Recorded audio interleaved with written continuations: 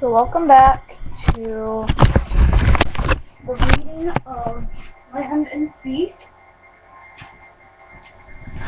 Today we're reading chapter 37 to however far we get. So let's get started. Chapter 37. Emily, where are we? Peter asked when he got up. He seemed not to remember that I had carried him here. Oh, I carried you and Henry back last night when you both passed out. I almost left you there just to play a joke, but I guess I didn't. Well, thank you. You did carry us both, How did you carry us both, might I ask?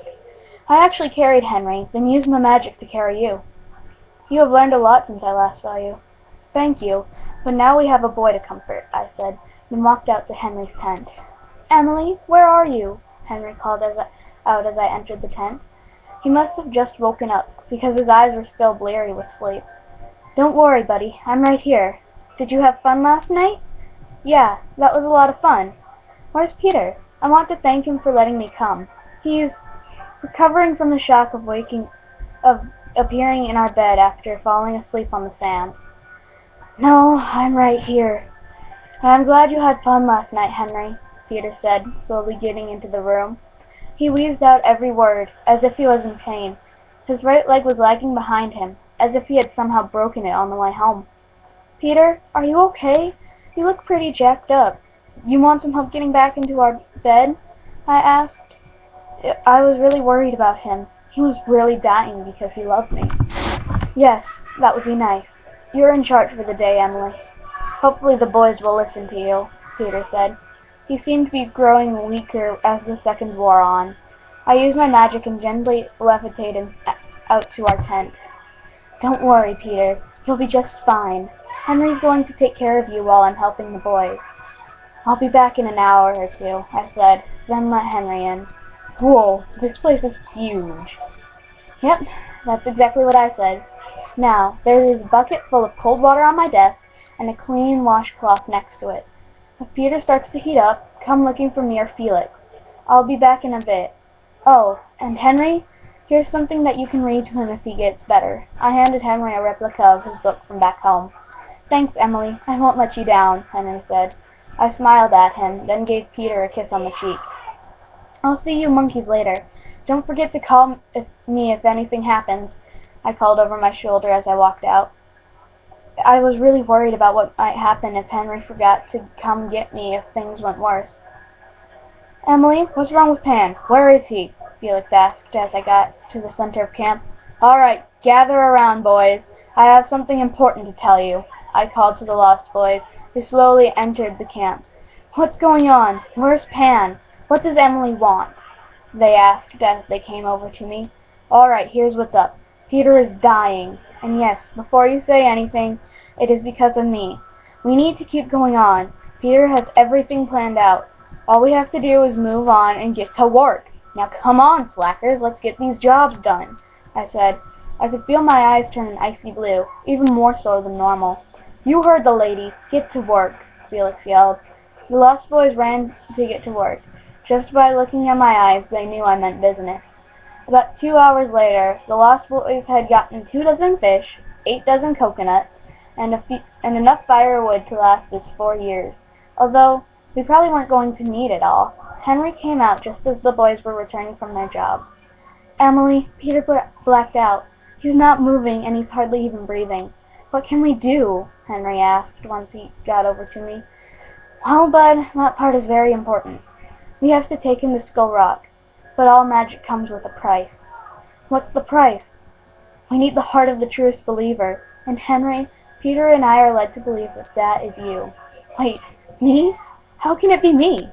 Well, first of all, you are the child of Emma Swan, the daughter of Snow White, and Prince Charming, and Balefire, the son of Rumpelstiltskin, the Dark One.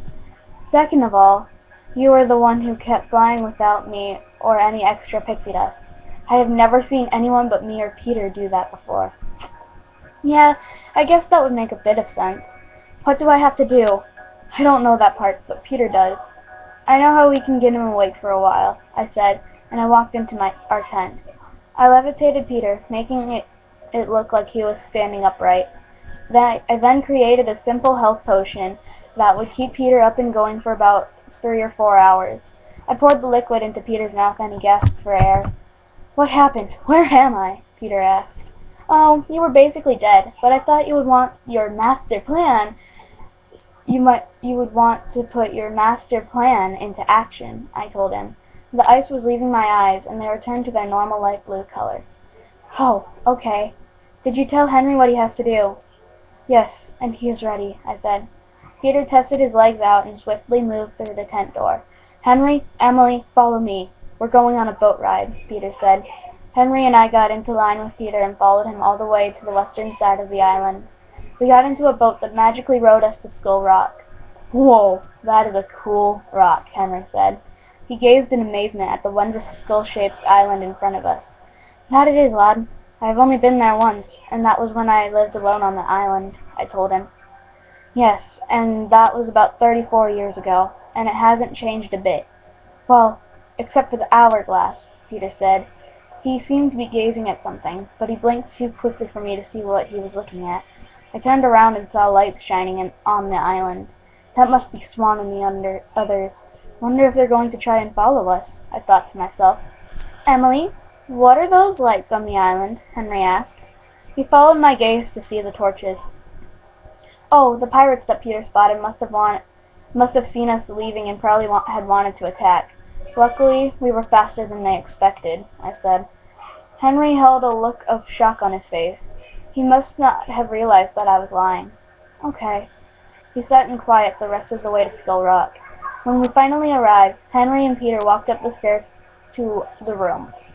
I set a protection spell on the entrance to the island and waited. "Hook, are you sure that this is safe?" Emma's faint voice resounded off the silent water. I could see the Jolly Roger approaching quickly. I willed them to go faster so that I could float in front of them without them being able to touch me. This was going to be fun. "Wait, who is that standing in front of the entrance?" Regina asked, a little bit louder than necessary. They were close enough to set the anchor down and get to shore without getting wet. "Well, hello there, Father. How have you been?" I asked as Hook got off the ship. He had his classic black pirate suit on. Luckily, I had my own green version of it. "Nice outfit, Emily. Now, let us through so that we can rescue the lad," Hook said. "Oh, I don't have to move. I put up a force field, and only a select few can go through. Such as Rumpelstiltskin," I told them. I spotted him in the crowd of all the Charmings, Regina, and Hook. He had battle paint over his left eye. "Well, what did you do that for, dearie? Does Pan want to talk to me?" Rumpelstiltskin asked.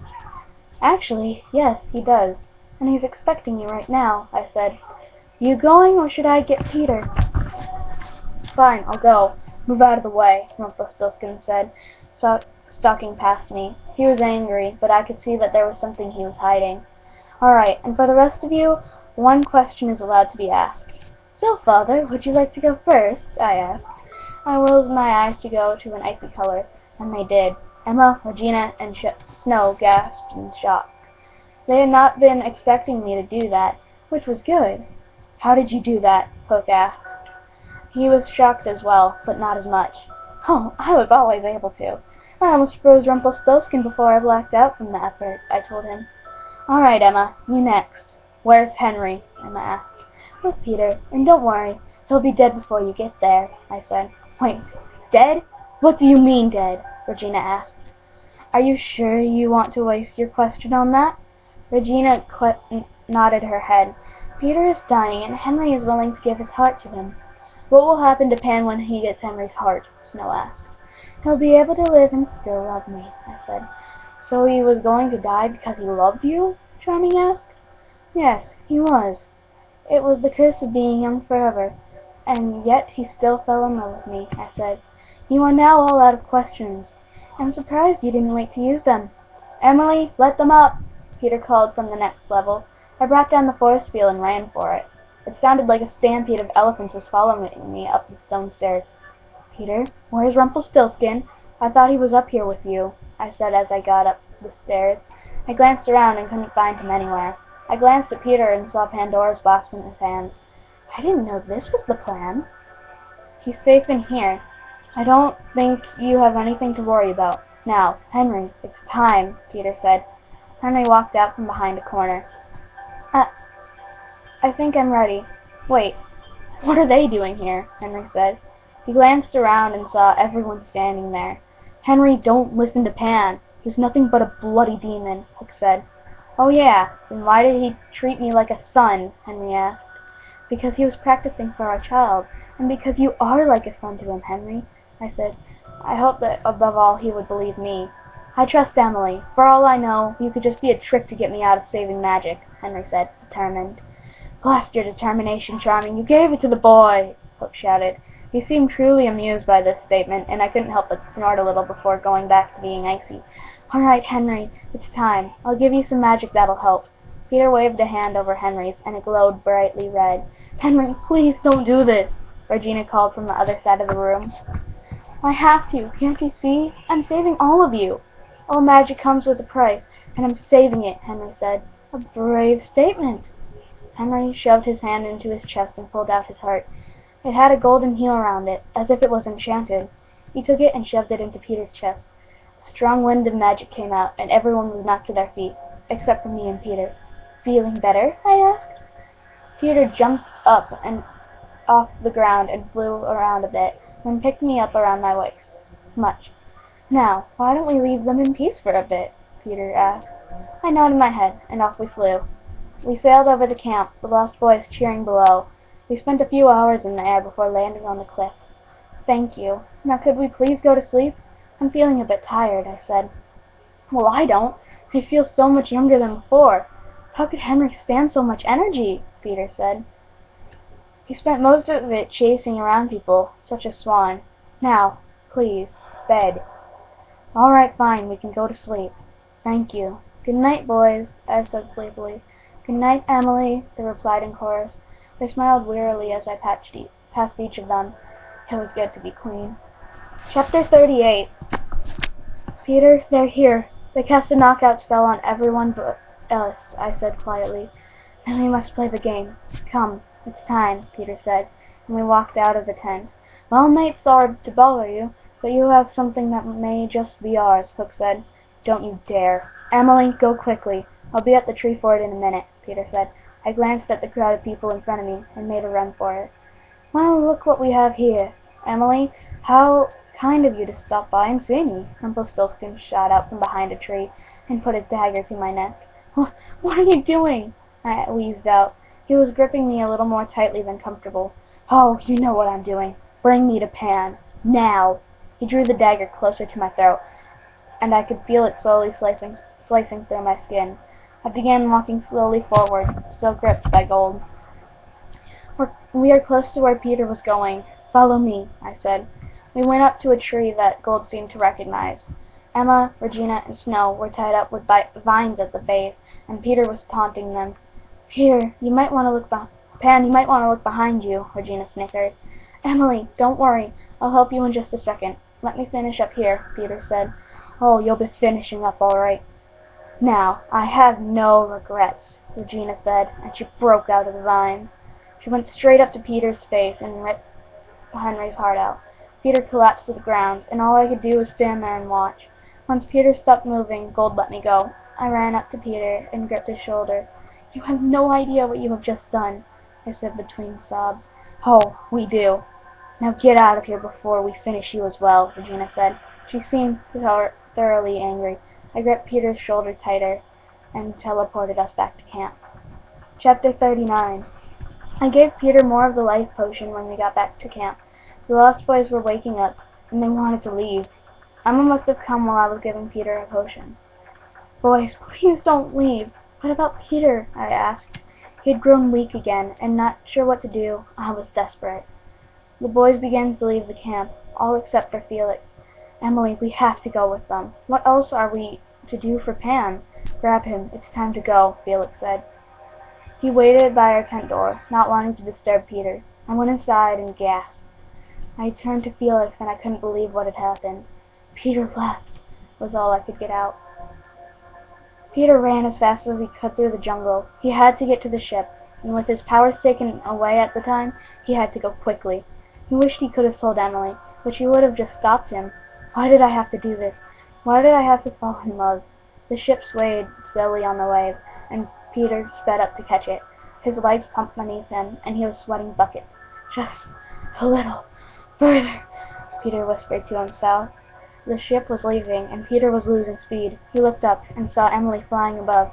"Come on, Peter. Did you think I wouldn't find you?" Emily said, and she swooped down and grabbed Peter by the collar of his shirt. They flew to the ship, where Emily dropped him off. "Where are you going?" Peter said, catching his breath. "Onto the deck. That's where I was, and they expect me to be there so that they can question me." "See you later," Emily said, and she gave Peter a kiss on the cheek and winked. "All right, Peter, it's your time to shine," Peter whispered to himself, and he snuck below deck. He knew that by heart, and snuck down. Henry was lying on a cot, and he looked asleep. Peter stalked up to him and tried to grab out his heart. A gold light shot out, and Peter's hand recoiled in shock. "Blast you, Regina! Why must you be so smart?" Peter walked behind Henry and grabbed the area where shadows were located. He gripped and began to pull. "What are you doing?" Henry gasped out in pain. "Not this time," Rumpelstiltskin said, and he turned on Pandora's box. The box started sucking Peter in, and he did what he believed was right. His eyes flashed yellow, and Henry's followed. "Wait!" Peter called out, but it was too late. He disappeared into the box, and everything went quiet. "Henry, are you okay?" Regina asked as she ran down the stairs. Henry fell back onto the bed and gasped in relief. "Yeah, I'm fine, Mom," Henry said. But in truth, he wasn't.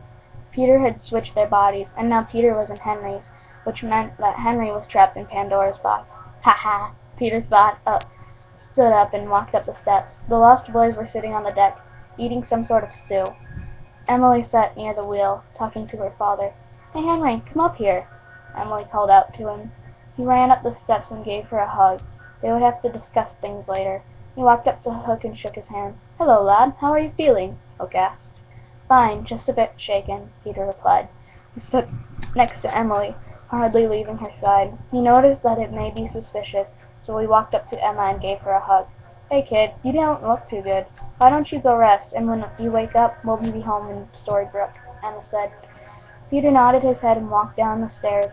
Emily followed him, and she helped him fall asleep. "Do you want me to read a part of your book?" Emily asked. Peter nodded his head, and Emily began to read. When they were done with the whole book, they fell asleep on the cot. That's as far as I'm going to read today. These few chapters that I read were kind of long, so yeah, bye.